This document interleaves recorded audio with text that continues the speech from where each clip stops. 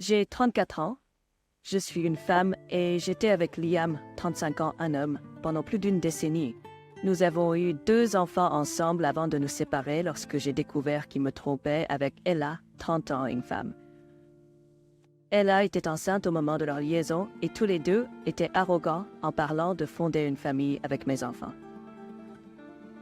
Mes enfants étaient assez jeunes pour potentiellement voir Ella comme une deuxième mère dans leur vie. Ella était très méchante, prétendant qu'elle pouvait mieux subvenir à leurs besoins, car ses parents étaient riches et qu'elle deviendrait leur mère numéro 1 en un rien de temps. Nous avons fini par avoir la garde partagée de nos enfants avec un calendrier d'une semaine sur 2. Mon ex et moi devions nous rencontrer dans un lieu neutre, conformément à notre ordonnance de garde, pour réduire les conflits et les problèmes lors des échanges de nos enfants. Le juge a également décidé qu'Ella ne pouvait pas être présente pendant les échanges, car elle avait utilisé un langage aliénant à mon égard devant nos enfants. Mon ex et Ella ont été choqués lorsque sa famille ne les a pas soutenus après avoir réalisé qu'elle l'avait aidé à me tromper et à tomber enceinte de quelqu'un qui avait déjà une famille. Ils ont fini par avoir des difficultés, tandis que je me portais mieux que jamais après avoir fait une reconversion professionnelle que je voulais faire depuis un moment. Ils ont finalement réalisé cela, juste après avoir eu leur fille et s'être mariés. Soudain, le nom de la fille a été changé en mon nom. Ils ont commencé à être excessivement amicaux avec moi, disant que mes enfants méritaient une seule unité familiale et que leur fille était nommée d'après moi, ce qui en faisait la petite sœur de mes enfants. Ils ont prétendu qu'elle avait besoin de quelqu'un pour la soutenir et lui offrir la même vie que ses frères et sœurs. Je leur ai dit qu'ils étaient fous et que je n'étais rien pour leur fille. Depuis lors, ils ont eu 2 autres filles et apparemment, ils leur disent que je suis leur tante ou leur autre mère. L'aînée des 3 essaie toujours de me chercher. Mon ex l'amène pendant les échanges avec nos enfants et elle se précipite hors de la voiture avec eux. Mes enfants m'ont dit à quel point cela les mettait mal à l'aise, mais ils n'ont pas le droit de le corriger. J'ai dit à mon ex qu'il devait dire quelque chose et j'ai dit la même chose à Ella, mais elle n'a pas écouté. Il y a quelques jours, leur aînée m'a cherché à nouveau et m'a demandé si elle pouvait rester avec moi lorsque mes enfants sont avec moi. Elle a dit qu'elle était contente que je sois sa tante et son autre mère. Je lui ai gentiment mais fermement dit que je n'étais ni sa tante ni sa mère. Elle s'est mise en colère et est retournée vers ses parents, et Ella m'a ensuite accusée d'avoir brisé le cœur de sa fille. Elle a prétendu qu'elle essayait simplement d'être amicale et de faire de son mieux pour la situation familiale pour les enfants, et que j'étais celle à blâmer. Je suis désolée que la petite fille ait été dévastée, mais je n'ai aucun intérêt à faire partie de leur famille. Je ne suis impliquée dans la vie de ces 3 filles d'aucune manière, sauf lorsque je les vois, pour mes enfants. Suis-je celle à blâmer? Il semble que les parents d'Ella les reniaient à cause du scandale. C'est pourquoi elle a des difficultés et ce n'est pas surprenant. Le karma les a frappés, elle et votre ex, en plein visage. C'est pourquoi ils essaient de gagner votre phare. Vous n'êtes certainement pas à blâmer au paix. Vous devrez peut-être retourner devant le tribunal pour mettre un terme à cela. Votre ex n'a aucun droit d'amener cette fille à l'échange, ce qui rend vos enfants mal à l'aise. Votre ex et sa partenaire adultère se méritent l'un l'autre. C'est malheureux pour les enfants. Cependant, elle joue un jeu manipulateur à long terme, espérant que vous finirez par céder. Je suis désolée pour l'enfant qui a clairement été nourri de mensonges. Ça doit être douloureux, mais ça n'a rien à voir avec toi. Ton ex devrait aussi ses responsabilités ici. C'est lui qui a commencé cette situation folle. C'est sa fille. Wow, just wow.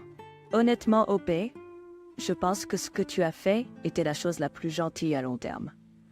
Cet enfant avait besoin de comprendre qu'elle n'aura pas de relation avec toi. Et pour être honnête, ses parents l'ont utilisé pour forcer une relation avec toi afin d'obtenir plus d'argent ou autre chose. Je n'ai jamais entendu parler de quelqu'un qui change le nom de son enfant après la naissance. C'est juste étrange. Ces gens sont très particuliers, pour le dire gentiment.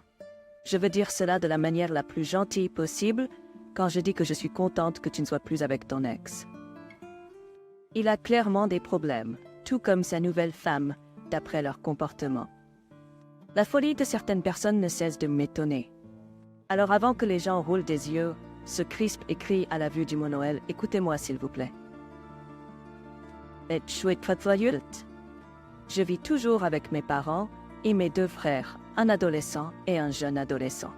Ma mère a 2 enfants plus âgés, un demi-frère de 29 ans et une demi-sœur de 27 ans. Ma mère a divorcé de leur père juste après être tombée enceinte de sa plus jeune fille. Ils étaient déjà séparés avant que ma mère donne naissance à leur fille. Mais les choses n'ont jamais été faciles. Ma mère a rencontré mon père 2 ans après le divorce et ils se sont mariés après 3 ans ensemble. Ils ont eu des enfants et tout aurait dû être bien, voire bon. Cependant, leur père ne voulait pas que mon père, ni moi et mes frères, soyons importants dans la vie de ses enfants et de ma mère. Pas compliqué.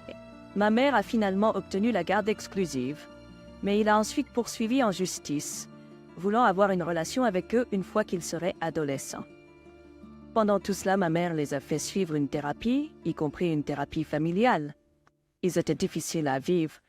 Ils ne nous traitaient pas bien et ils ne traitaient pas mon père bien. Ils nous traitaient terriblement, nous insultant et disant qu'ils souhaitaient que nous n'ayons jamais été nés ou que leur père vienne nous faire payer d'être nés. Ce genre de comportement était courant, puis ils disparaissaient. Ils vivaient principalement avec leur père. Il y a quelques années, nous avons commencé à les voir plus souvent, mais ils ne nous aimaient toujours pas. La Skeway non plus. Ma demi-sœur a 2 enfants et nous n'avons pas le droit d'interagir avec eux. Elle dit à ses enfants que mes frères et moi sommes des erreurs que grand-mère a faites et que mon père est complètement ignoré par eux. Chaque Noël, ils passent du temps avec nous et c'est horrible. Mes frères et moi, on déteste ça. Mon père déteste ça. Mais on doit faire avec pour maman. Papa le fait volontiers. Le reste d'entre nous, pas tellement. Le dernier Noël était le pire de tous. Le fils de maman attend un bébé avec sa femme. Et pendant qu'il célébrait, on était ignorés. Et puis j'ai entendu ses enfants parler de nous en disant qu'on était tellement agaçants et qu'on était toujours dans leur espace simplement parce qu'on était présents.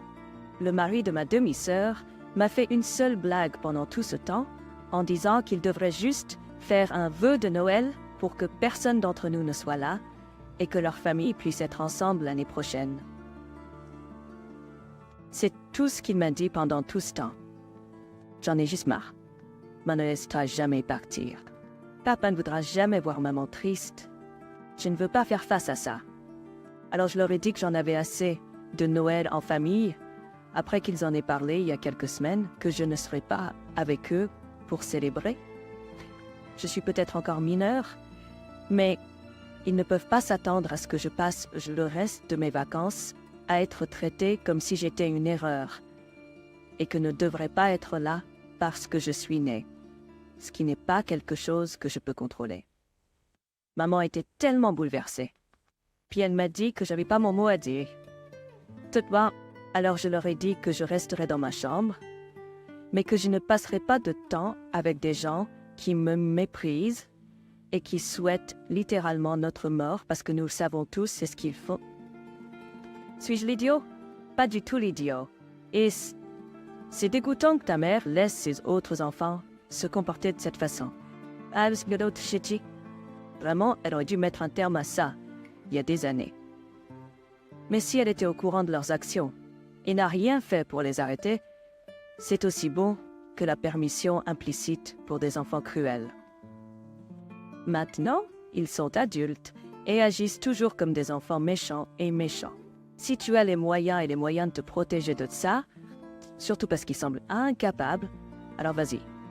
Ta mère ne les laissera peut-être jamais partir, et ton père ne voudra peut-être pas voir ta mère bouleversée, mais il semble avoir manqué le point que tu les as perdus et que tu es bouleversé, et que tu es encore un enfant qui mérite d'être protégé par ses parents. Pars, et toi debout pour toi-même. Cache-toi, refuse d'interagir quoi qu'il en soit. Mais oui, fais-leur comprendre que tu ne fais plus partie de cet abus sanctionné. Quoi qu'il en soit, pour faire comprendre à tes parents qu'ils t'ont soumis a des tourments depuis trop longtemps et qu'ils sont presque à court de temps pour le réparer. Mordecai, ce n'est pas un Noël tendu, c'est un environnement abusif. Et tu as le choix. Je me demande ce que maman dirait quand tu couperas les ponts à cause du traitement de ses enfants plus âgés. Mon mari m'a demandé si je voulais aller à Saint-Tropez avec les enfants parce que sa famille y allait. J'ai dit non parce que je suis enceinte de 6 mois. Et j'ai eu des complications au début et j'ai peur que la même chose se reproduise, ce qui serait encore plus terrifiant sur un bateau, loin de chez moi. Il a essayé de me convaincre qu'il ne se passerait rien et que j'étais trop prudente, mais je n'ai pas changé d'avis, alors il a semblé abandonner. Il est parti à Saint-Tropez avec les enfants sans me le dire et m'a appelé une fois arrivé pour me persuader de venir, puisque les enfants étaient déjà là-bas. J'étais tellement en colère contre lui et inquiète pour les enfants que mon premier réflexe a été de partir immédiatement. Mais en faisant mes bagages, j'ai changé d'avis. Je lui ai dit que je ne viendrais pas et qu'il était horrible d'avoir emmené les enfants dans mon dos, mais j'espérais que ça en valait la peine pour lui. Il a continué à essayer de me persuader pendant quelques jours et il s'est fâché que je ne vienne pas même après que mon plus jeune ait pleuré toutes les larmes de son corps parce qu'il me manquait. Il est finalement rentré hier sans les enfants parce que ma sœur lui a fait croire que j'étais malade à cause de ce qu'il avait fait. Nous avons eu une dispute parce que j'avais encore beaucoup de colère refoulée depuis qu'il avait emmené les enfants à l'origine. Il est en colère contre moi de ne pas les avoir rejoints et pense que je me sers de la grossesse comme excuse, puisqu'il a dit que j'aurais les mêmes soins médicaux à Saint-Tropez qu'à la maison si j'en avais besoin. Il n'arrêtait pas de parler de comment notre plus jeune avait pleuré pour moi et que je l'avais ignoré. Suis-je l'idiot? Il a fait quoi? Est-ce qu'il est normalement aussi contrôlant? Qui pense que ma femme enceinte, qui a des problèmes de santé, ne fera pas ce que je veux. Alors je vais prendre les enfants sans lui dire et la manipuler pour qu'elle fasse ce que je veux. Tu as choisi un sacré conjoint, Opé. Je réfléchirais à 2 fois à mes choix de vie si j'étais toi. Pas l'idiot, il a essayé d'utiliser les enfants comme monnaie d'échange. Ils ne sont pas ses outils pour te faire ce qu'il veut. Mais les enfants sont-ils toujours là-bas sans aucun de vous? Ton plus jeune pleurait déjà sans toi. Je n'arrive pas à imaginer à quel point ils doivent être effrayés sans leur père aussi. Pauvres enfants, ton mari les a mis dans une situation difficile, peut-être même traumatisante, qui voulait te faire juste parce qu'il voulait te forcer à Cohen. Mon Dieu, il a laissé les enfants avec tes beaux-parents. Il a fait quelque chose de puéril parce qu'il n'a pas eu ce qu'il voulait et veut te blâmer parce que ça a fait pleurer l'enfant? Mon Dieu, quel gagnant il est. C'est une situation qui nécessite une thérapie et un divorce. Ce qu'il a fait était abusif. Appelle un avocat aujourd'hui et demande leur avis sur toute la situation. Et si j'étais toi, j'enverrais quelqu'un récupérer mes enfants ou je demanderais à tes beaux-parents de les ramener immédiatement. Peu importe à quel point ils sont en sécurité ou s'ils s'amusent, tu n'as pas donné la permission pour qu'ils voyagent à l'étranger ou qu'ils voyagent seuls avec tes beaux-parents. Les enfants voyagent également sans personne autorisée à prendre des décisions médicales en cas d'infection, de fracture ou pire.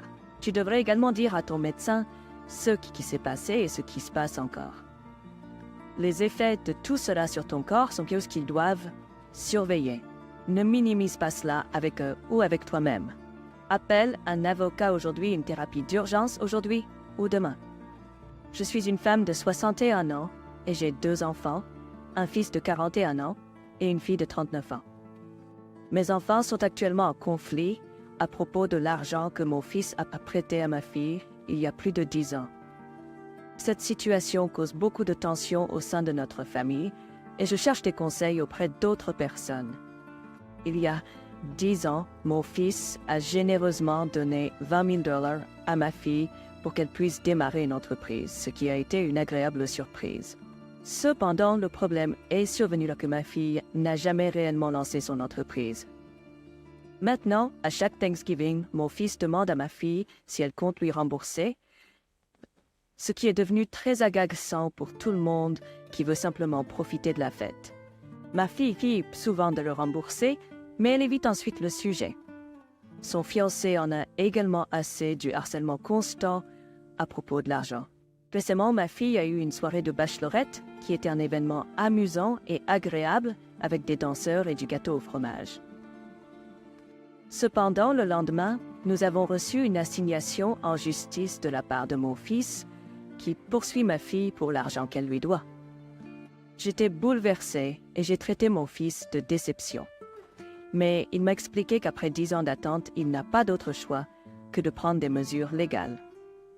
Je suis déchirée et je ne sais pas si j'ai tort dans cette affaire. Juste pour clarifier, ma fille n'a pas remboursé les 20 000 $ que mon fils lui a donnés pour démarrer une entreprise il y a 10 ans. Et vous êtes contrarié parce qu'il en parle à chaque Thanksgiving, ce qui s'est produit pendant les 10 dernières années. Au lieu d'encourager votre fille à rembourser l'argent, vous vous fâchez parce que cela interrompt le repas de Thanksgiving. Il est également préoccupant que votre fille puisse se permettre de faire une soirée de bachelorette somptueuse avec plusieurs danseurs et du gâteau au fromage, mais qu'elle ne puisse pas rembourser sa dette envers son frère. Je suis confuse quant à la raison pour laquelle vous considérez votre fils comme une déception pour avoir pris des mesures légales dans cette affaire. Il est clair que votre fille n'a aucune intention de le rembourser et vous encouragez son comportement en vous plaignant des actions de votre fils. Votre fille a tort de ne pas rembourser l'argent qu'elle a emprunté et votre fils est en droit de demander un remboursement, y compris des intérêts, après 10 ans. Je suis en froid avec ma sœur, qui était autrefois une amie proche de mon ancienne meilleure amie lorsque nous étions enfants. Cependant, lorsque j'avais 16 ans, mon ancienne meilleure amie a commencé à fréquenter un garçon qui n'était pas une bonne influence, et ma sœur a continué à être amie avec eux. J'étais avec un garçon qui a fini par avoir un coup de cœur pour moi. J'en avais aucune idée. Soudainement, elle est devenue une brute et elle m'a harcelée de manière horrible au point où j'ai été transférée après seulement 2 mois dans l'année scolaire parce qu'elle avait divulgué des informations personnelles sur moi à toute l'école. Ces informations, elle les connaissait parce qu'elle était censée être ma meilleure amie, mais elle les a répandues partout. Pulsée, ma sœur est restée amie avec elle. Non seulement ça, mais quand j'ai dit à ma sœur que ça me dérangeait, elle m'a traitée de gosse contrôlante pour penser que je pouvais lui demander de mettre fin à leur amitié. C'est à ce moment-là que j'ai réalisé que j'avais perdu 2 personnes. Akin. D'abord, mes parents ont essayé d'éloigner ma sœur de mon ancienne meilleure amie, mais elle a insisté pour avoir le droit d'avoir les amis qu'elle voulait. Leur amitié a duré plusieurs années de plus avant qu'ils ne cessent d'être amis, mais à ce moment-là, c'était trop pour moi. Ma sœur a même amené cette fille à des événements où elle savait que j'allais être, sous prétexte qu'elle avait le droit d'amener des amis. C'était traumatisant pour moi et avec le temps, j'ai fini par détester ma sœur pour m'avoir soumis à ça. Elle a essayé de s'excuser il y a quelques années, mais je ne voulais pas l'entendre.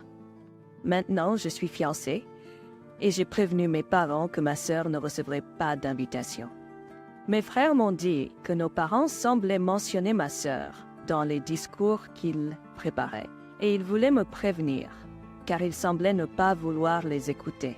Quand je l'ai mentionné à mes parents, ils m'ont dit qu'ils ne pouvaient pas ignorer le fait qu'elle existe, car la plupart des gens savent que j'ai une sœur. Je leur ai rappelé que ces gens savent également que nous ne parlons plus. Et ils m'ont dit que j'étais injuste, surtout parce que elle avait essayé de s'excuser, mais que je l'ai arrêté. Nous ne sommes pas sur les meilleurs termes maintenant, et mes parents pensent que je suis injuste. Mais s'ils ne peuvent pas célébrer mon jour sans mentionner ma sœur avec qui je suis en froid, peut-être qu'ils ne devraient pas non plus y assister. Mon mariage ne concerne pas elle, eux ou les fantasmes qu'ils ont de forcer une réconciliation. Les parents ne sont pas obligés de faire un discours. Généralement, ce sont seulement le témoin et la demoiselle d'honneur qui font un toast. Aucun des mariages auxquels j'ai assisté n'a vu les parents de la mariée et du marié faire un discours ou un toast, mais je ne suis pas experte en la matière. Je ne comprends pas pourquoi un discours ou un toast à mon mariage mentionnerait même ma sœur. Ça devrait être à propos de l'amour, de notre relation et des félicitations pour notre nouvelle étape ensemble. Si j'étais toi, je ne permettrais pas à mes parents de faire un discours pour éviter tout potentiel de drame. Je suis d'accord. Révoque leur privilège de faire un discours. C'est mon mariage, pas un épisode de Dr. Phil. Mon ex était un chercheur d'attention notoire, et au mariage de ma fille, le DJ a reçu l'instruction de garder le micro loin de mon ex. Il l'a fait. Mon ex était assez déçu. J'espère que ton mariage se passera bien. J'ai éloigné mon téléphone de mon ex, et il avait l'air assez déçu. J'espère que ton mariage se passera bien.